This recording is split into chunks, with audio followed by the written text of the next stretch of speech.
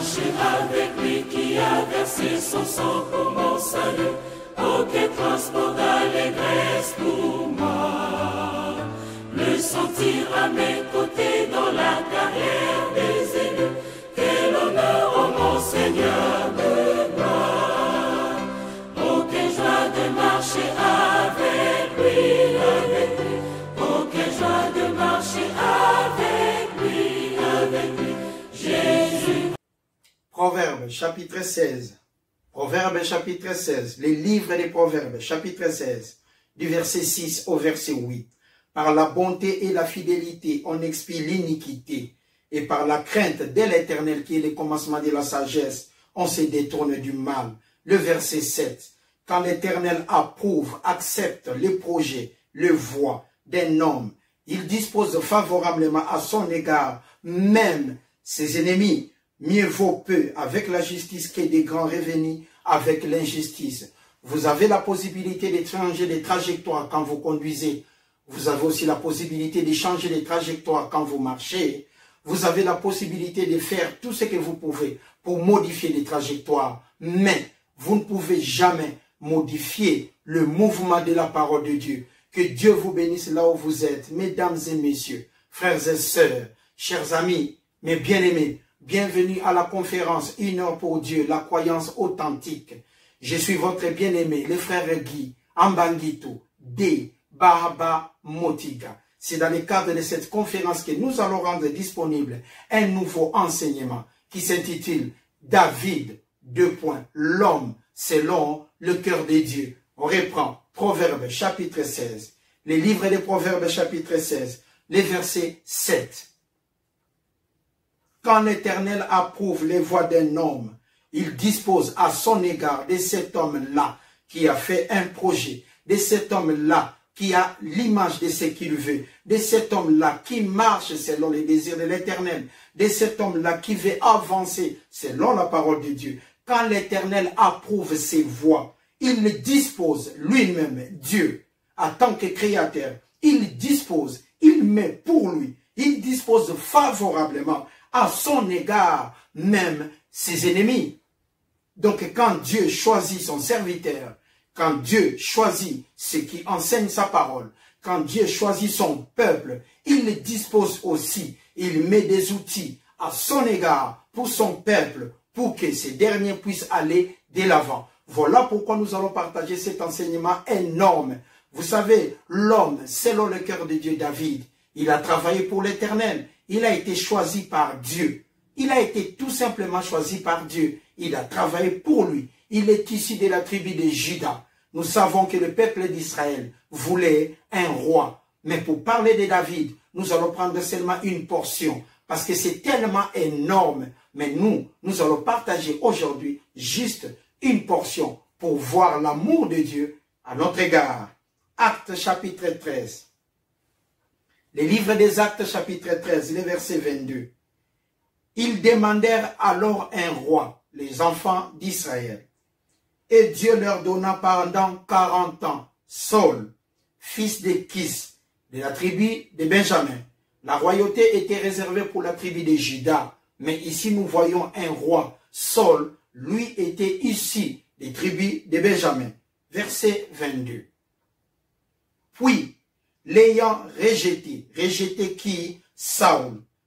Il leur suscita un roi qui s'appelait David, auquel lui-même, Dieu lui-même, a rendu ce témoignage. J'ai trouvé David, fils d'Isaïe, l'homme selon mon cœur.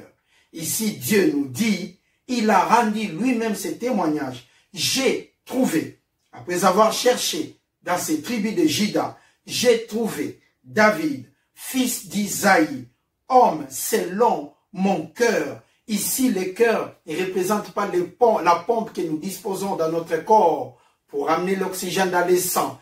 Ici, le cœur, c'est le noyau de ceux qui ont l'amour, le cœur de service, pour que la volonté de Dieu puisse être témoignée. La volonté de Dieu est que sa parole soit connue par tous les hommes et que ces derniers parviennent à la connaissance de la vérité. Ça, c'est le désir de Dieu. Il a dit ici qu'il a trouvé l'homme selon son cœur, les noyaux. l'homme qui devait mettre sa volonté en mouvement. Il s'appelait David, fils d'Isaïe, descendant de la tribu d'Isaïe. Dieu a dit dans sa parole qu'il a rendu lui-même témoignage pour cet homme que nous appelons David, l'homme selon le cœur de Dieu, le noyau.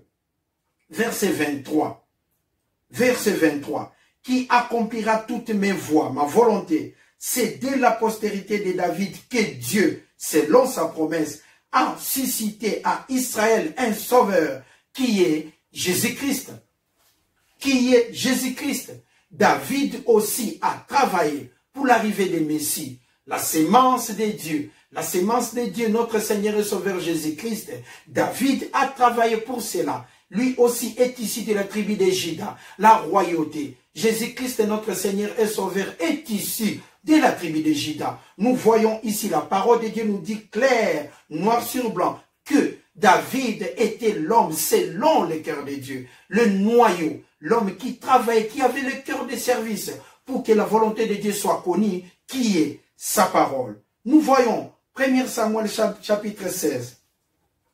Les livres de 1 Samuel chapitre 16. Mesdames et messieurs, les destins de l'homme de Dieu, les destins pour nous, les enfants de Dieu, personne ne peut modifier cette trajectoire. Parce que Dieu est amour. Il veut que nous prospérons à tous égards et que nous soyons à bonne santé, qu'on prospère l'état de nos âmes. Quand Dieu choisit la trajectoire pour l'homme, quand Dieu choisit la trajectoire pour une femme, quand Dieu choisit la trajectoire pour les gens qui sont dans son église, les corps de Christ, personne ne peut modifier celle-ci. Pourquoi? Parce que c'est la volonté de Dieu qui régnera toujours à jamais. Et David est l'homme selon le cœur de Dieu, les noyaux, la volonté de Dieu, les projets de l'Éternel. David est l'homme qui répond à la volonté de Dieu. Dieu l'a choisi. Il a rendu témoignage pour David. C'est énorme de parler de cet homme, mais nous allons prendre une portion pour voir l'amour de Dieu et comment l'amour de Dieu est incorruptible. La volonté de Dieu ne peut pas être modifiée pour tout et chacun. Vous avez un projet, mettez ce projet en marche parce que Dieu est amour. 1 Samuel, les livres de 1 Samuel chapitre 16. L'Éternel dit à Samuel, « Quand cesseras-tu de pleurer sur Saoul? Quand cesseras-tu de pleurer pour lui? Je l'ai rejeté, afin qu'il ne règne plus sur Israël. Remplis ta corne d'huile et va, je t'enverrai chez Isaïe, Bethléemite, car j'ai vu parmi ses fils, c'est lui que je désire pour roi. » Ici, nous voyons comment Dieu a adressé sa parole à Samuel. Il lui a dit de se rendre chez Isaïe, qui était le père de David. Il a dit de se rendre là-bas parce que Dieu a choisi un roi parmi les enfants d'Israël, parmi les enfants d'Isaïe plutôt. Mais Samuel ne savait pas qu'il s'agissait de qui. Samuel n'avait aucune idée du point de vue de l'Éternel. Samuel n'avait aucune idée. C'est que Dieu avait choisi comme étant le roi d'Israël, l'homme selon son cœur. L'homme selon son cœur. Nous l'avons toujours dit, il y a des gens qui peuvent douter des capacités des autres. Il y a des gens qui peuvent apporter des doutes aux capacités des autres. Mais bien aimé, vous pouvez tout faire dans votre vie, mais mettre un point dans la vie de quelqu'un, c'est une erreur grave que vous pouvez commettre.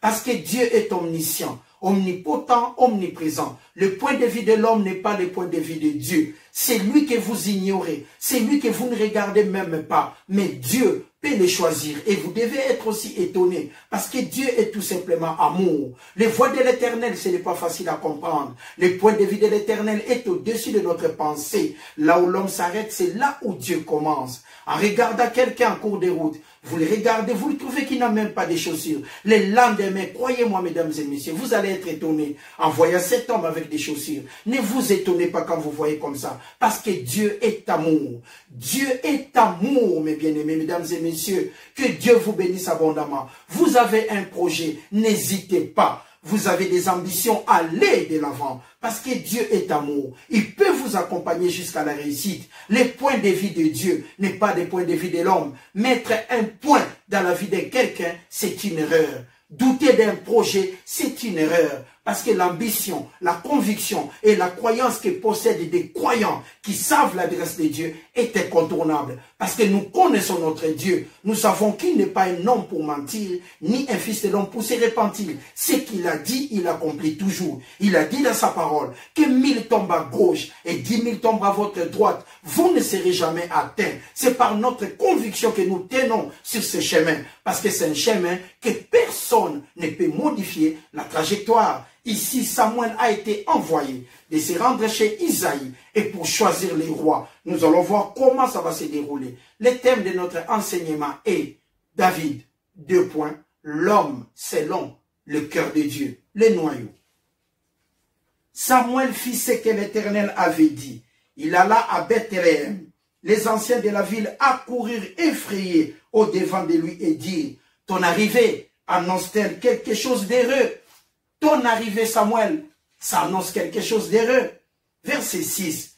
Lorsqu'ils entrèrent, il s'est dit en voyant, quand Samuel est entré, maintenant il était en train de voir les enfants d'Isaïe, parce que Dieu lui avait dit qu'il devait choisir là-dessus, qu'il devait choisir dans cette famille. Il est entré. Samuel est le serviteur de l'Éternel que Dieu avait envoyé. Regardons la vérité de la parole. Regardons comment Dieu est grand. Regardons l'amour de Dieu. Regardons l'amour de Dieu. Des fois, vous passez en cours de chemin, vous regardez quelqu'un bien habillé. Dans votre intelligence, vous vous dites qu'il est stable. Mais mesdames et messieurs, des fois, vous pouvez vous tromper. Vous ne pouvez pas vous en rendre compte du point de vue de Dieu. Vous regardez quelqu'un en cours de route, il n'a rien. Il n'a même rien pour s'habiller. Vous doutez de son avenir. C'est une erreur grave. Un point dans la vie de quelqu'un, c'est une erreur. Parce que le point de vue de Dieu n'est pas celui des hommes. David, l'homme, selon le cœur de Dieu. Voyons les choix.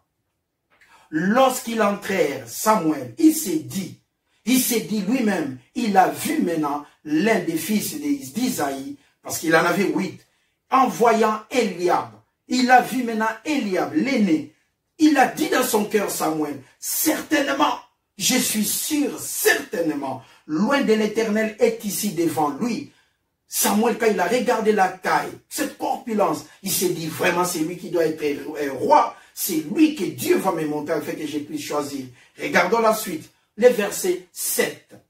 Et l'Éternel dit à Samuel, ne prends point garde à son apparence et à la hauteur de sa taille. Eliab aussi était grand, mais quand on te dit d'aller choisir un sportif, quand vous entrez quelque part, on vous dit de choisir entre deux personnes, c'est lui qui est plus fort. Nous, en tant que des humains, on se sert de nos 5 sens. Vous allez utiliser vos yeux. Vous voyez un homme à votre droite qui est trop musclé, et puis l'autre à gauche qui n'est pas musclé, il est là, mince.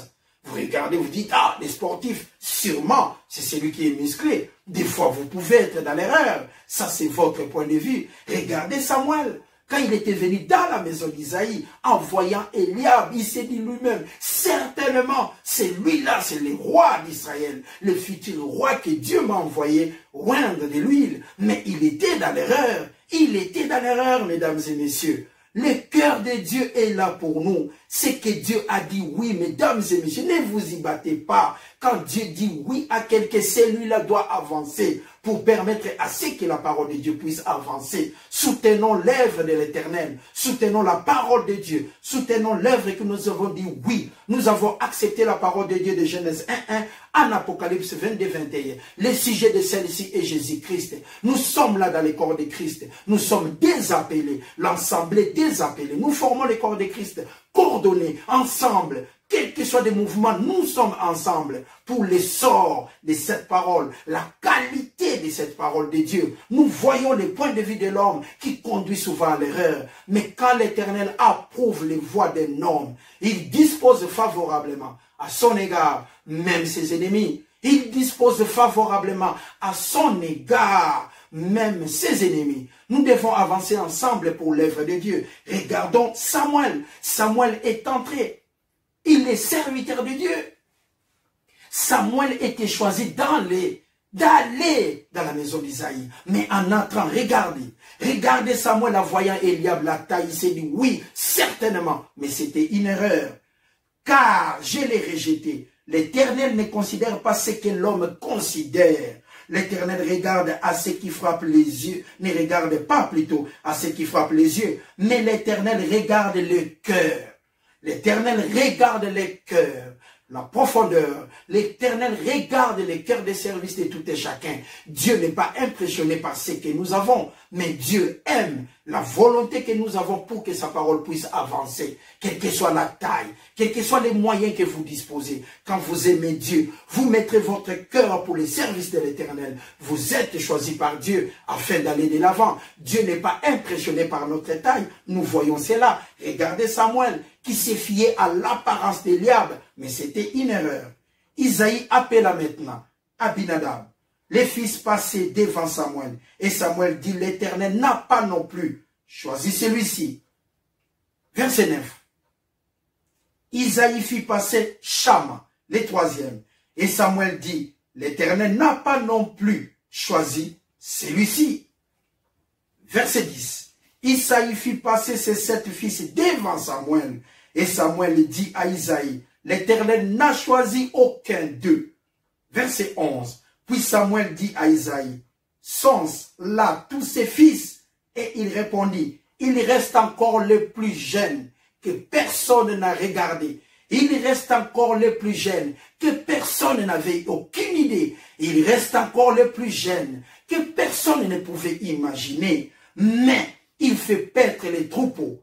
David, le berger, il fait paître les troupeaux. Alors Samuel dit à Isaïe, envoie les chercher, car nous ne nous placerons pas avant qu'il n'y soit venu. Samuel a dit, nous allons attendre les petits les plus jeunes, les bergers qui est en train de paître les brebis. Nous l'attendons parce que Dieu m'a dit de choisir au sein de ta famille. Il manque une personne, le plus petit, que personne ne regardait, que personne n'avait aucune idée, que personne ne pouvait imaginer. Le plus petit, David, l'homme selon le cœur de Dieu. Les pauvres que personne n'imaginait, que personne n'avait prêté attention. Mais c'est là que Dieu a choisi. C'est là que Dieu a mis son cœur de service. David, l'homme selon le cœur de Dieu. Verset 12. Isaïe la voilà chercher. Or, le plus jeune qu'on parle, David, il était blond, avec des beaux yeux et une belle figure. L'Éternel dit à Samuel, lève-toi, oins-le, car c'est lui. Tout ce que l'Éternel trouve bon, c'est que c'est réel. Il a choisi David. Et la parole de Dieu nous dit, or David, il était blond, avec des beaux yeux et une belle figure. Et il a dit à Samuel, oins-le, c'est lui le futur roi d'Israël que j'ai choisi. David, l'homme, selon le cœur de l'Éternel. Maintenant, Dieu, quand il choisit quelqu'un, comme il a dit dans sa parole, quand Dieu approuve les voies d'un homme, il dispose favorablement dans sa vie. Il dispose favorablement à son égard, même ses ennemis, pour sa réussite. Et David, il est combattant. David, il était un enferme. Il a vécu des choses incroyables, mais il a toujours sorti plus que vainqueur. Il a toujours vaincu des combats et des combats, parce qu'il avait le cœur de Dieu. Il avait la volonté d'avancer. Voilà pourquoi Dieu dit, quand il approuve les voies d'un homme, cet homme-là sortira plus que vainqueur. Que 1000 tombent à gauche, il sera toujours debout. Et 10 000 à sa droite, il marchera toujours de l'avant. C'est le choix de l'Éternel, mesdames et messieurs. Dieu est amour. Le choix de l'Éternel n'est pas souvent ce que nous pouvons imaginer, mais c'est des choix clairs et nets et certains. Regardons maintenant David, les agissements de David, comment Dieu l'a accompagné.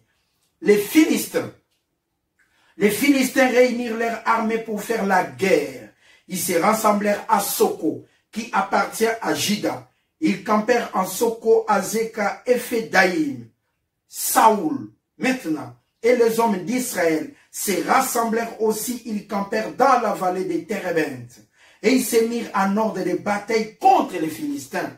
Nous savons que le peuple des Philistins, ils habitaient le long de la Méditerranée, du Gaza, en montant jusqu'à haut. Là, il y avait le peuple des Philistins. Le pays des Philistins était là. Au milieu, c'était le royaume de Juda. et en haut, c'était le royaume d'Israël. Le royaume d'Israël, c'était en haut du royaume de Juda. Et à votre droite, c'était le fleuve Jourdain. Et quand vous passez le fleuve Jourdain, plus vous aurez le royaume moabite. Mais là, il s'agit des Philistins qui habitaient le long de la mer Méditerranée. Vous prenez Gaza jusqu'en haut, où aujourd'hui c'est représenté Liban et Israël. C'était là où habitaient les Philistins, les combattants nés. Ils étaient tellement forts, mais ils combattaient contre Israël à chaque moment. Et là, au moment de la guerre, voilà, les Philistins et les Israéliens se campèrent face en face. Nous allons voir.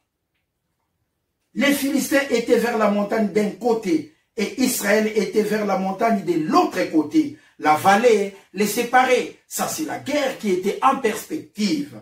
Un homme sortit alors des camps des Philistins. Un homme sortit alors des camps des Philistins et s'avança entre les deux armées. Il s'est nommé Goliath. Il était de Gath. Gath, la ville qui se situe aujourd'hui en Judée. C'est la ville qui est aujourd'hui, si ça représente en Israël. C'était à l'époque presque entre la frontière Judée et le pays des Philistins. Gath, il sortait de la ville de Gath. Il s'appelait Goliath. Et lui, il sortait. Il avait une taille de 6 coudées, plus de 3 mètres. Et une empan sur sa tête était un casque de reins.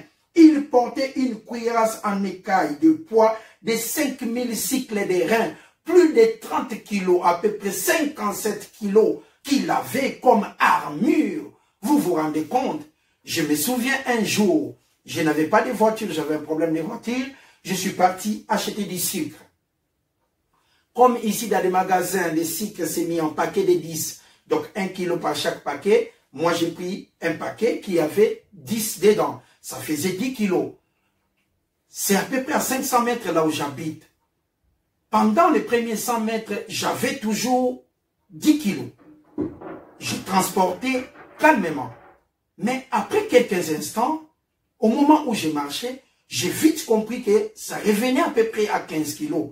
Et après 200, 300 mètres, j'ai compris que c'était devenu pratiquement impossible pour gérer cela. Je me suis reposé pendant au moins 2 fois pour venir avec ces paquets de 10 kilos. Mais cet homme, Goliath, plus de 3 mètres, il était tellement géant. Il était géant de la descendance des géants, comme on nous parlait à Genèse chapitre 16. Et les géants qui étaient sur la terre, nous voyons Goliath de la ville de Gath. Il était énorme et grand. C'était un combattant né qui ne connaissait pas la défaite. Goliath, il avait plus de 3 mètres. Son armure pesait à peu près 57 kilos. C'est incroyable. Un géant qui avait de la force. Il sortit au milieu du peuple. Il sortit au milieu du peuple pour lancer ça, les défis.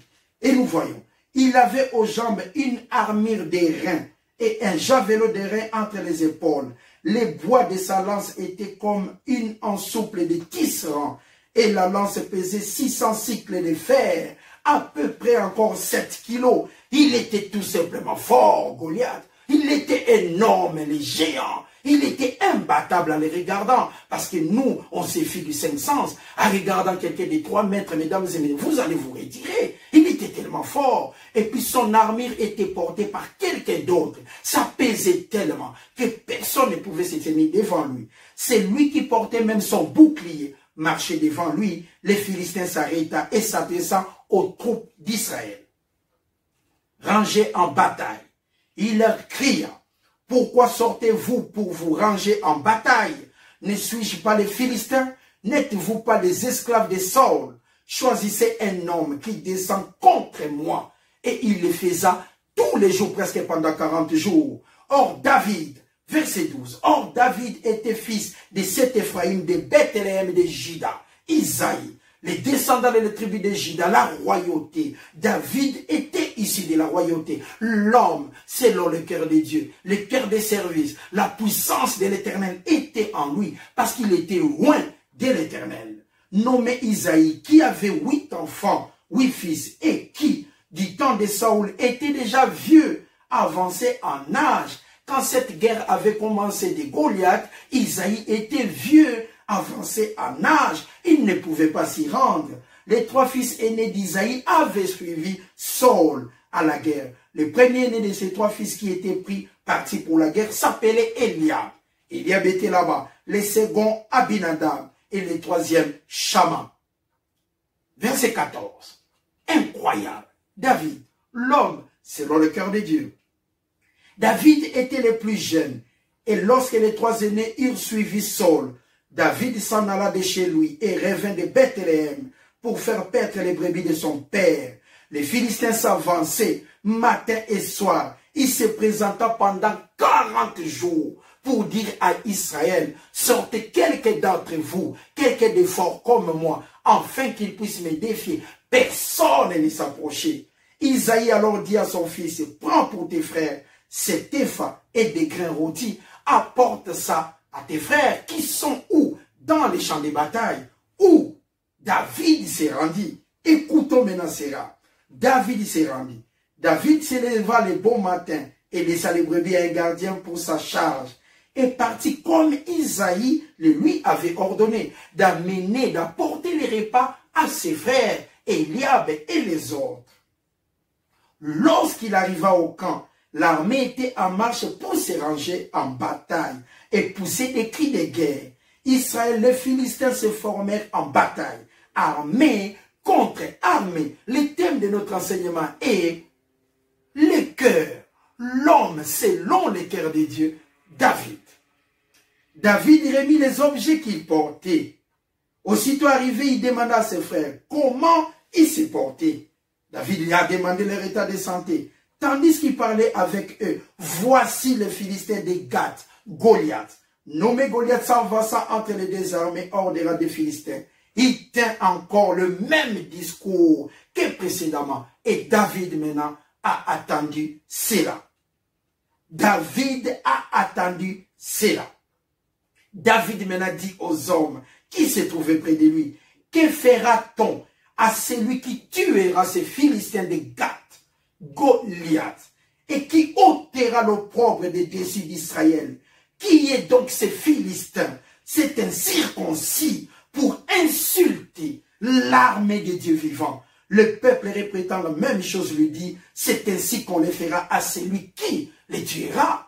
David était comment? Il était tellement monté. Quand il a attendu cet homme-là, s'est moqué de l'armée, jeter l'opprobre sur l'armée du Dieu vivant. Nous appartenons de l'armée du Dieu vivant. Nous sommes des enfants de Dieu. Nous constituons l'armée du Dieu vivant. Pour promouvoir à quoi? À la parole de Dieu, à la volonté de Dieu, afin que le monde puisse comprendre que Jésus-Christ est notre sauveur. Il y a beaucoup de serviteurs de Dieu qui ont travaillé précédemment pour élaborer la trajectoire de notre Seigneur et Sauveur Jésus-Christ. Et parmi ces peuples de Dieu, parmi ces serviteurs de Dieu, parmi ces tenants fermes, parmi ces hommes puissants, parmi ces hommes qui n'ont jamais reculé, il y avait aussi David, l'homme selon le cœur de Dieu. Il s'est étonné quand il a entendu Goliath dire, s'est moqué, jeter l'opprobre à l'armée du Dieu vivant. Il a dit maintenant, qu'est-ce qu'on fera de celui qui tuera cet homme? C'est un circoncis, c'est ignorant qui ne comprend pas la puissance de Dieu. Qu'est-ce qu'on donnera à celui qui va le mettre à terre? Et David posa la question à tout le monde. Verset 31. Lorsqu'il y attendit les paroles prononcées par David, on les répéta devant Saul et le fils cherchait. David dit à Saul que personne ne se décourage à cause de ces Philistins. Ton serviteur, il se battra avec lui. Saul dit à David, tu ne peux pas aller te battre avec ces Philistins, car tu es un enfant et un homme de guerre dès sa jeunesse. Voilà quand vous avez un projet. Voilà quand vous voulez démarrer un projet dans votre vie. Regardez maintenant quand vous voulez avancer dans votre vie. Vous lancez un projet. Les gens qui sont à côté de vous peuvent vous encourager. Mais le maximum des cas, c'est toujours le découragement que nous avons autour de nous. Auprès de notre même propre famille. Personne ne te soutient. Personne ne t'encourage d'aller de l'avant. On trouve toujours des points faibles. On trouve toujours des points pour critiquer. Mais là où nous voyons, David il s'est levé. Il avait un projet pour battre cet homme qui jetait l'opprobre à l'armée de Dieu vivant. Mais Saul a commencé encore à trouver des points simples. Tu es encore jeune. Cet homme, c'est un guerrier de naissance. Et ça, c'était pour encourager David. Mais non, Mais comme David était le serviteur de l'Éternel, loin de Dieu, l'homme selon son cœur, il ne recula pas. Il n'a pas écouté son conseil. Nous sommes entourés des fois des gens qui nous conseillent, mais il y a conseil pour aller de l'avant. Il y a aussi conseil pour ne jamais avancer, pour rester statique, pour ne jamais vaincre l'inertie dans la vie. Écoutons des conseils qui nous permettent d'avancer. Et les conseils qui nous permettent d'avancer, c'est que dans la parole de Dieu. De Genèse 1, en Apocalypse 22, 21. Pourquoi? Parce que la parole de Dieu est tout simplement sa volonté. Nous voyons cela. Saoul même a découragé David. Maintenant, voici David décline ses diplômes, son CV. Je courais après lui. Je l'ai frappé et j'arrachais les brebis de sa gueule. Il s'est dressé contre moi. Je l'ai saisissé par la gorge, je l'ai frappé et je l'ai tué. Là, David dit à Saul, j'ai déjà tué un lion. C'est ainsi que ton serviteur a terrassé les lions et l'ours. Et il en sera de même. Le Dieu qui a travaillé avec moi pour tuer un lion, il en sera de même contre ces Philistins. C'est ainsi qu'aussi cet ignorant, comme l'un d'eux, car il a insulté. Il a insulté quoi? Il a insulté qui? L'armée du Dieu vivant. Nous sommes dans le corps de Christ, l'armée du Dieu vivant. L'échec n'est pas réservé pour nous. Nous sommes là pour promouvoir le succès de la parole de Dieu, la richesse intarissable de la parole de Dieu, l'eau douce qui est la parole de Dieu. Nous ne sommes pas là pour parler de la pauvreté ou quoi que ce soit. Nous parlons de la richesse de Dieu, de l'amour riche de Dieu, de la bonté riche de l'Éternel à notre égard. À quiconque que l'Éternel approuve ses voies, qu'il sache qu'il avancera sur tous les plans. Parce que Dieu est amour. Dieu a approuvé les voies de David. Il a accompagné David. Regardons la suite. David dit encore, l'Éternel m'a délivré du griffe des lions, de la patte de l'ours, mais délivrera aussi de la main de ces Philistins. Et Saoul dit, va, que l'Éternel soit avec toi. Saoul a été maintenant convaincu par la conviction que David avait de Dieu. David connaissait que Dieu était là, était l'Éternel, et que l'Éternel était Dieu. Quelles que soient les circonstances, mesdames, nous ne sommes pas de ceux qui se retirent pour perdre, mais nous avons la foi, la croyance, les titres de propriété, des choses pour lesquelles on prie, l'évidence qu'elles sont nôtres, avant que ça soit manifestation. Nous ne pouvons pas reculer à cause des doutes des gens qui nous entourent. Nous ne pouvons pas reculer à cause des négativités que les gens nous amènent. Mais nous avançons parce que la parole de Dieu nous demande tout simplement de croire positivement pour notre réussite, d'être convaincus de nous-mêmes que nous sommes les enfants de Dieu. David avait vu Goliath. David a vu Goliath qu'il avait plus de 3 mètres.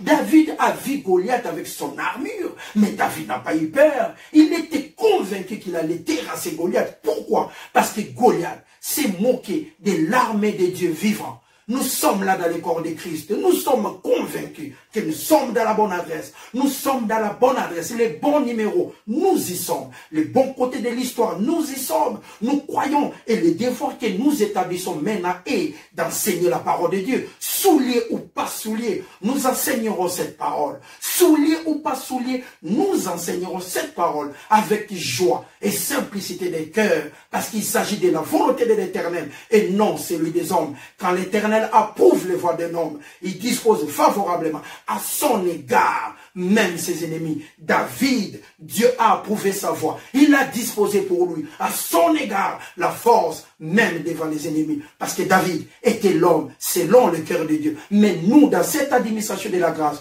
nous sommes dans l'église de l'Éternel. L'échec loin de nous, la guérison avec nous, la pauvreté loin de nous, la richesse avec nous. Parce que nous sommes des gens de l'armée de Dieu vivant. Nous continuons.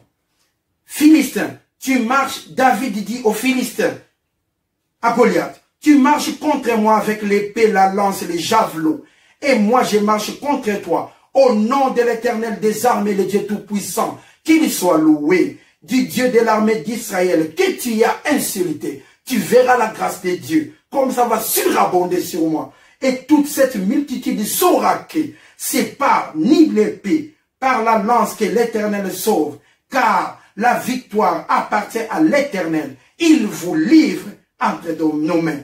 Aussitôt, les Philistins s'est mis en mouvement. Goliath s'est mis en mouvement. Aussitôt, les 3 mètres s'est mis en mouvement. Les 57 kilos d'armure s'est mis en mouvement. David, le plus jeune, le plus petit, l'homme, selon le cœur de Dieu, il était là en train d'observer. Le combat vient de commencer.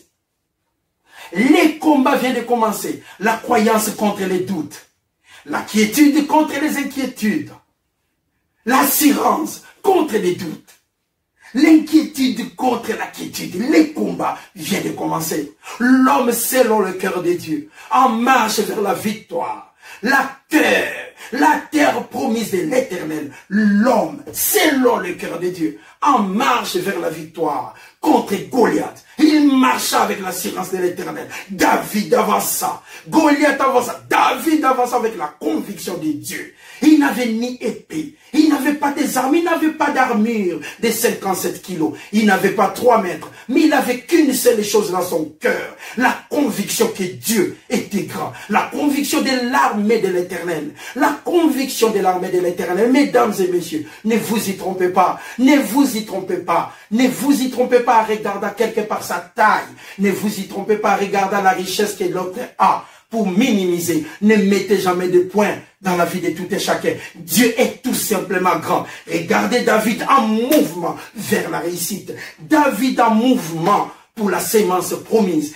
David en mouvement envers qui? Goliath. Regardons la suite. Ainsi, aussitôt que les Philistins se mettent en mouvement pour marcher au devant de David, David courut sur les champs. David n'a pas reculé, mais croyez-moi, David a vu les 3 mètres venir vers lui. Il y avait 3 mètres qui venaient vers David. 3 mètres, mesdames et messieurs. C'était un géant, il était robuste. C'était un guerrier né, mais en face de lui, il avait que quelqu'un qui ne disposait que d'une seule chose, la conviction que Dieu n'abandonne jamais les siens, que Dieu n'abandonne jamais ses enfants. David était convaincu avec ça. Il n'a pas regardé ce mirail de Goliath. Il n'a pas regardé sa taille. Il a regardé tout simplement qu'avec Dieu, nous ferons des exploits. Que quelqu'un se moque de moi, se moque de quoi que ce soit. Je n'arrêterai jamais d'enseigner cette parole avec amour parce que Dieu est bon. Dieu est bon.